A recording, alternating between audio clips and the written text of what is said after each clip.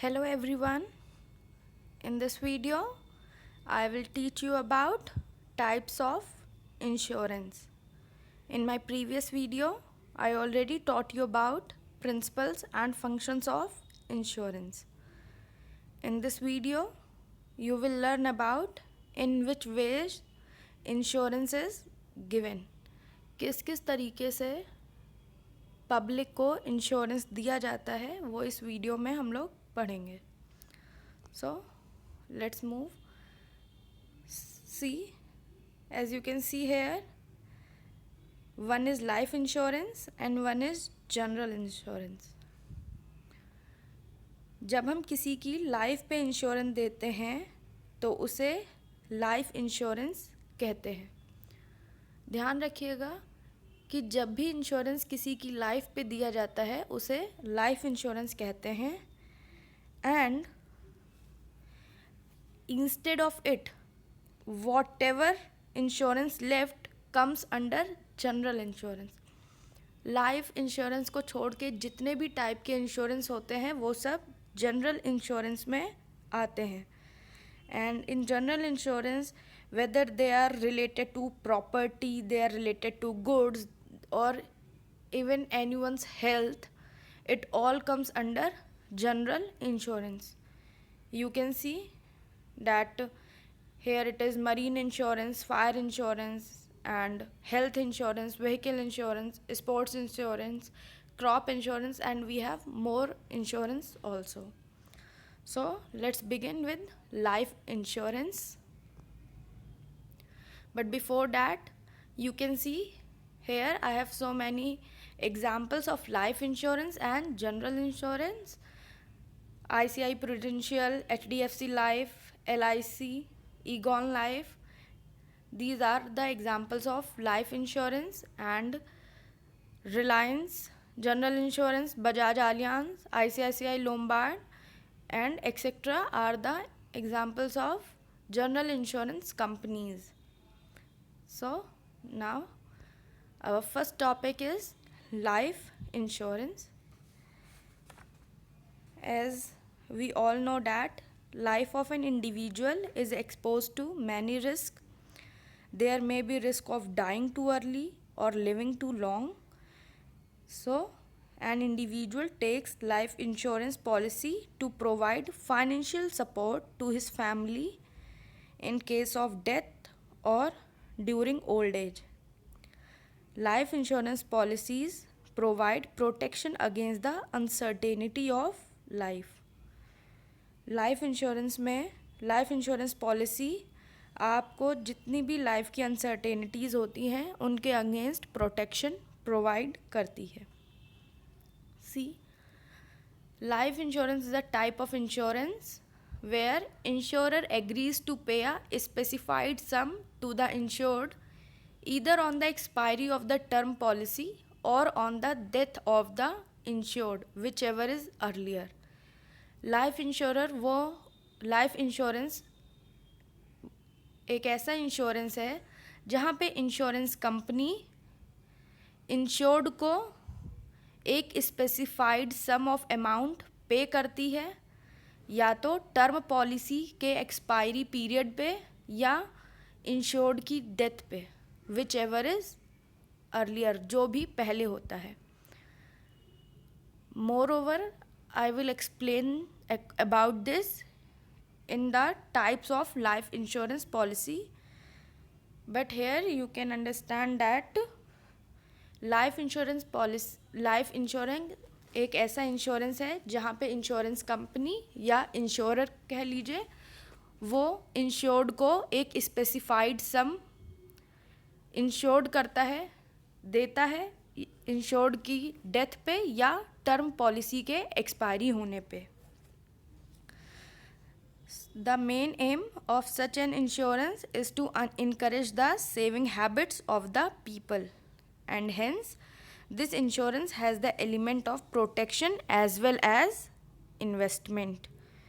Main aim insurance का ये होता है कि लोगों में सेविंग हैबिट को इनकरेज किया जाए और ये ही एलिमेंट जो है वो प्रोटेक्शन भी प्रोवाइड करता है प्लस आपका इन्वेस्टमेंट भी करता है. we have some elements of life insurance. That first is, life insurance must have some insurable interest. See, as I already taught you in principles of insurance, that the insured must have insurable interest in the subject matter,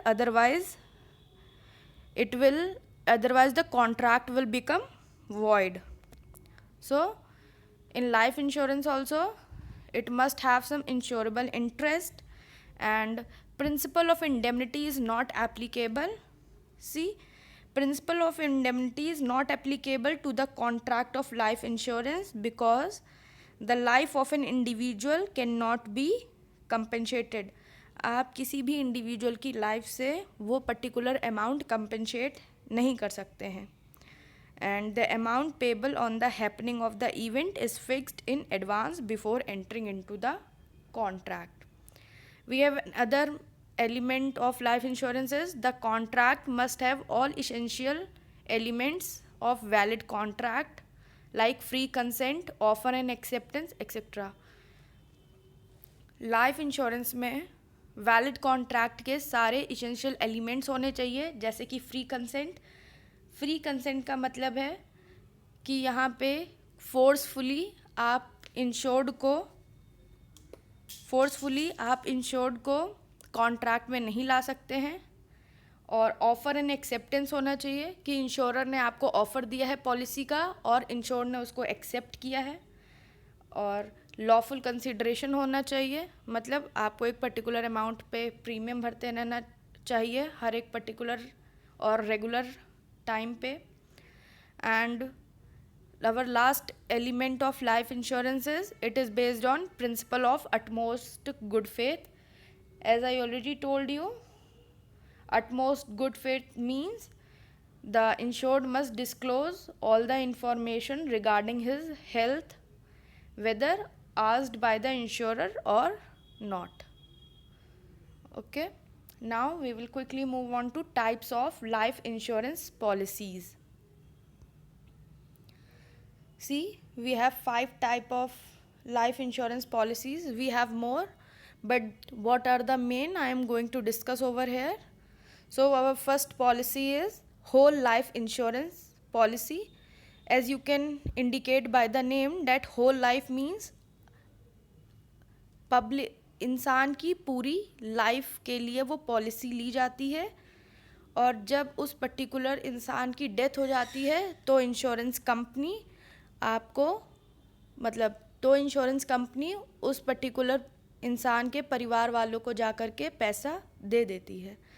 so whole life policy, in this policy the amount of the policy is payable only at the death of the insured to the heir of the deceased, and this type of policy continues till the death of the assured. However, the premium is payable for a fixed period of 20 or 30 years. whole life policy में जो भी amount policy का है वो सिर्फ और सिर्फ insured की डेथ पे ही दिया जाएगा, वो भी इंश्योर्ड के हेयर को या उनके बेनिफिशरीज को. Now we have another type of life insurance policy, that is endowment life assurance policy. See, in this type of policy the amount is payable by the insurance company after the expiry of a fixed period or at the death of the insured, whichever is earlier. Endowment life assurance policy में insurance company amount या तो fixed period के expiry होने पे देती है या insured के डेथ होने पे देती है, जो भी पहले होता है. यहाँ पे अमाउंट जो है आपकी पॉलिसी का वो इंश्योरेंस कंपनी या तो आपकी पॉलिसी के मैच्योर होने पे आपको देगी या इंश्योर्ड की डेथ के टाइम पे देगी, जो भी इसमें से पहले होता है. सी, if in case of death the amount is paid to the legal heir or nominee named therein in the policy, while otherwise the amount is paid to the assured himself at the expiry of a fixed period. Now we have another type of life insurance policy, that is joint life policy.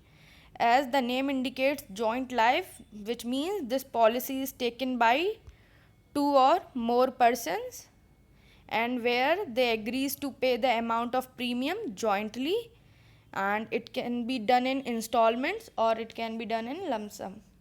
सी जैसा कि name indicate करता है joint life policy, you can totally understand that policy या तो दो या दो से ज़्यादा लोगों ने एक साथ ली हो और उन्होंने ये तय किया हो कि वो जो प्रीमियम है वो जॉइंटली पे करेंगे, या तो इंस्टॉलमेंट में या लम सम में.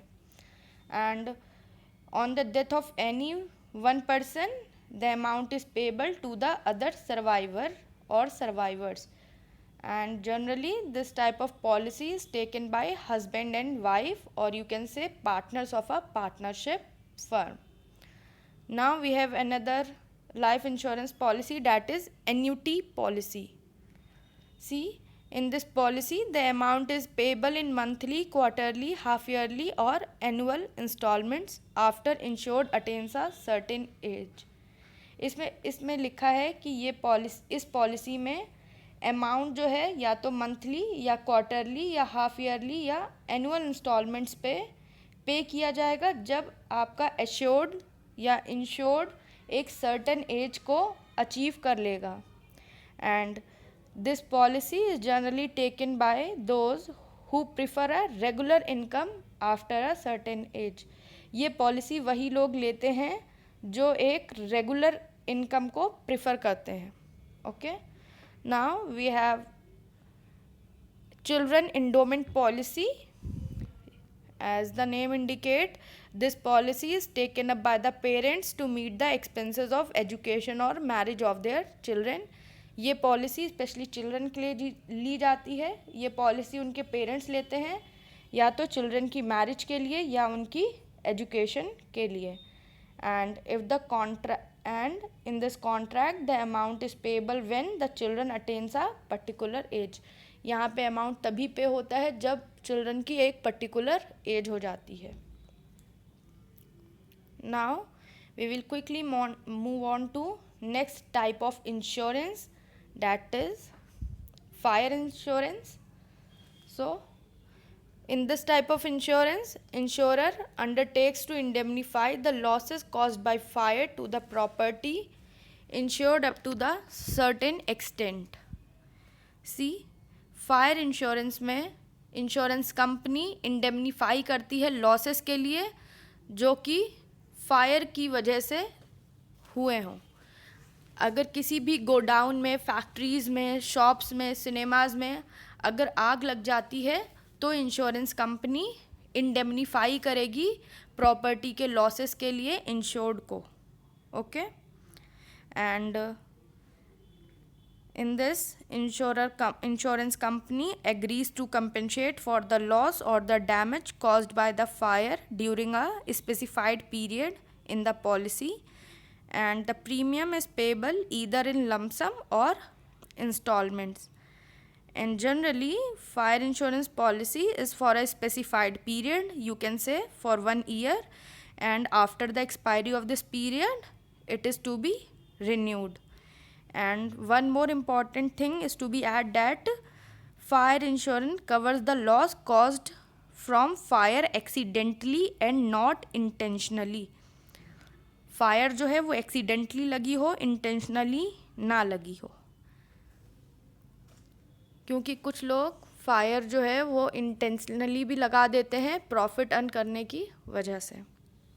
Now we have main elements of fire insurance, that is insurable interest. As I already told you, there should be presence of insurable interest at both the time of insurance and at the time of loss also. And if there is absence of insurable interest, the contract of fire insurance became void.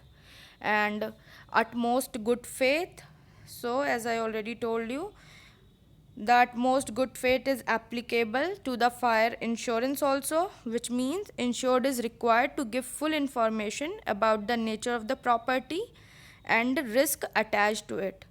And similarly, the insurance company should also disclose all the terms and conditions of the policy. And we have another main element, that is principle of indemnity. Yes, this is very sure that contract of fire insurance is based on this principle, which means in case of loss, the insurance company can recover the actual amount of loss from the insurer. Insurance company आपको recover करके देगी actual amount of loss जो भी आपका हुआ है. और we have proximate cause also. So the compensation is payable to the insured only when the proximate cause of damage और लॉस इज फायर. आपका जो सबसे मेन रीज़न होता है वो फायर ही होना चाहिए. ये मेन एलिमेंट है इस टाइप के इंश्योरेंस में. Now we will quickly move on to our next type of insurance, that is marine insurance. Marine means water, sea, ocean. So marine insurance, in this type of insurance, the insurance company undertakes to indemnify the insured against risk of marine adventures up to a certain extent as mentioned in the policy. Marine insurance में insurance company indemnify करती है insured को उस risk से जो कि marine adventures के through होते हैं. Marine adventures such as you can say that collision of ship, fire, captured by pirates, sinking of the ship, etcetera. ये सारे अगर मरीन एडवेंचर्स होते हैं और इनकी वजह से कोई भी लॉस होता है तो उसके लिए इंश्योरेंस कंपनी इंश्योर्ड को पेमेंट करेगी और यू कैन से कंपेंसेट करेगी. So it is an insurance contract under which an insurer agrees to compensate the insured in the manner and to the extent thereby agreed against marine losses. It basically provides protection against marine perils like collision of ship, fire, captured by pirates, sinking of ship, etc. Okay. Now the main elements of marine insurance are same as that of fire insurance. marine insurance के जो elements होते हैं वो बिल्कुल वैसे ही हैं जैसे fire insurance के हैं. we have insurable interest also, we have utmost good faith also, we have principle of indemnity also, and we have proximate cause also. These are the main element of marine insurance, and in this we will study about following policies of marine insurance. First one is ship or hull insurance. See, ship or hull insurance, the insurance policy indemnifies the insured for losses caused to the ship by dangers at sea. Ship और हल insurance में insurer indemnify करता है insured को अगर कोई भी loss हुआ है शिप को सी के डेंजर्स की वजह से. I can say that any cyclone और एनी थंडर स्टॉर्म और any of the perils of the sea, इन सारी चीज़ों की वजह से अगर शिप को कोई भी लॉस हुआ है तो इंश्योरेंस कंपनी इंडेमनीफाई करेगी इंश्योर्ड को या कंपनसेट करेगी उसको. We have another policy of marine insurance, that is freight insurance. See, freight होता क्या है सबसे पहले तो यही बता देते हैं. फ्रेट को हिंदी में भाड़ा कहते हैं. And freight is paid to the shipping company when the goods reach the destination safely without any damage. जब शिपिंग कंपनी से डेस्टिनेशन तक आपका गुड्स पहुंचता है तो फ्रेट दिया जाता है जिस भी ट्रांसपोर्टेशन से ये सामान आता है. And in order to repay the loss of freight, the freight insurance is also taken by the shipping company. And now we have another policy of marine insurance, that is cargo insurance. As the name indicates, cargo means goods. So it is an insurance policy taken to cover the risk to cargo or goods during its transportation by ship. इनका कहना है कि insurance policy cover करती है cargo के risk को अगर वो ट्रांसपोर्टेशन किया जा रहा है शिप के थ्रू। यहाँ पे रिस्क जो है वो रिस्क ऑफ थेफ्ट भी हो सकता है, loss of goods and voyage और एट द पोर्ट्स भी हो सकता है। यहाँ पे बेसिकली इंश्योरेंस किया जा रहा है गुड्स का, जो कि ट्रांसपोर्टेशन के टाइम पे पब्लिक लेती है या पर्सन लेते हैं, जिससे कि गुड्स के रिस्क को कवर किया जा सके। Now we will quickly move on to next type of insurance, that is health insurance. So in this type of insurance, the insurer agrees to provide financial coverage for medical expenses in case of medical emergency. See, health insurance में insurer या insurance company agrees करती है कि वो financial coverage देगी medical expenses के जो भी हुए हैं मेडिकल इमरजेंसी में इंश्योर्ड के।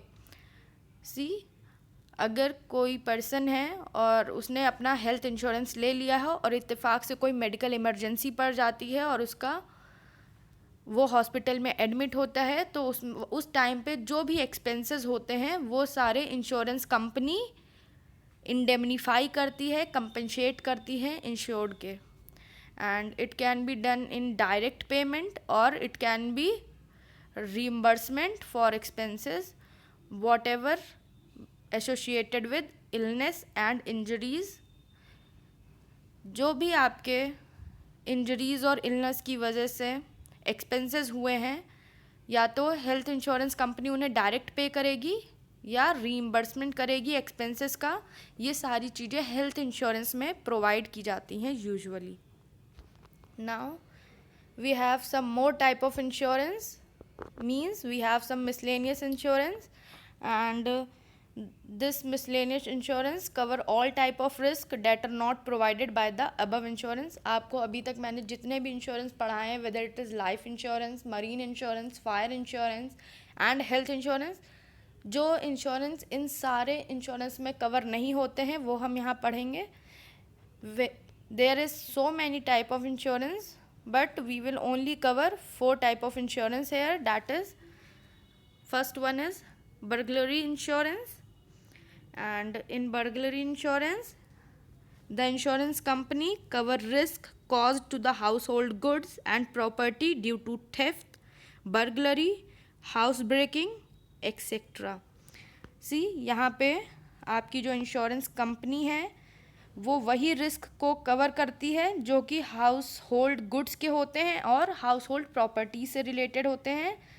यहाँ पे रिस्क हो सकता है थेफ्ट का, अगर किसी के घर में चोरी हो जाती है या किसी घर में रॉबरी हो जाती है या हाउस ब्रेक हो जाता है, तो इन सारे रिस्क को बर्गलरी इंश्योरेंस कवर करता है और एक्चुअल लॉस जो है वो कंपेंसेट किया जाता है इंश्योर्ड का by insurance company. Now we have another insurance, that is cattle insurance. See, in this contract of insurance, a specified amount is paid to the assured on the death of animals like bulls, cows, buffaloes etc. due to accident, disease etc। Cattle insurance में क्या होता है, यहाँ पे लोग अपने animals को, bulls हो गए, काउज हो गए, बुफेलोज हो गए, इन सब का इंश्योरेंस लेते हैं और यहाँ पे इंश्योरेंस कंपनी इन एनिमल्स की डेथ पे या उनको कोई भी डिजीज़ हुआ है तो उसके मेडिकल एक्सपेंसेस के लिए, इन सारी चीज़ों के लिए इंश्योरेंस कंपनी एश्योर्ड करती है इंश्योर्ड को कि वो स्पेसिफाइड अमाउंट जो है वो पे करेगी और उन लोग को कंपनसेट करेगी। And we have another miscellaneous insurance, that is crop insurance। So this contract of insurance provides financial support to the farmers in case of their crops like rice, wheat, pulses etc. are damaged due to droughts or floods। Crop insurance basically farmers लेते हैं जिनके farms होते हैं, और अगर कोई भी damage होता है इनकी क्रॉप को लेकर के ड्रॉट की वजह से, फ्लड की वजह से या किसी और नेचुरल कैलेमिटीज़ की वजह से, तो insurance company financial support provide करती है हमारे फार्मर्स को. And another we have sports insurance. So this insurance provides protection to the amateur sportsman in respect of their sporting equipment, personal effects, personal accident risk, etc. See, sports insurance में insurance company provide करती है insurance amateur sportsman को. Amateur sportsman वो person होता है जो कि sports में खाली मज़े के लिए पार्टिसिपेट करता है और वो एक प्रोफेशनल स्पोर्ट्समैन नहीं होता है. तो उसके स्पोर्टिंग इक्विपमेंट के लिए, पर्सनल इफ़ेक्ट्स के लिए, पर्सनल एक्सीडेंट रिस्क के लिए यहाँ पे इंश्योरेंस कंपनी इंश्योर्ड को कंपेंसेट या इंडेमनीफाइज करती है. यहाँ पे उसको वो रिस्क से प्रोटेक्ट करती है. And make sure this type of insurance is not available to professional sportsman and it provides protection in respect of any one or more of the following sports such as cricket, golf, badminton, squash, etc. Sports insurance जो है वो professional sportsman नहीं लेते हैं, ये amateur sportsman ही लेते हैं. And amateur sportsman are those person who take part in sports for pleasure only and not for earning from it. Now I have completed almost all type of insurance here, and if you want to read more type of insurance, you can read it from your books also, and you can Google it out. And if you feel any query regarding this topic, please contact me. But before contacting me, please read these type of insurance from your books also. Now I am going to stop this video. Thank you.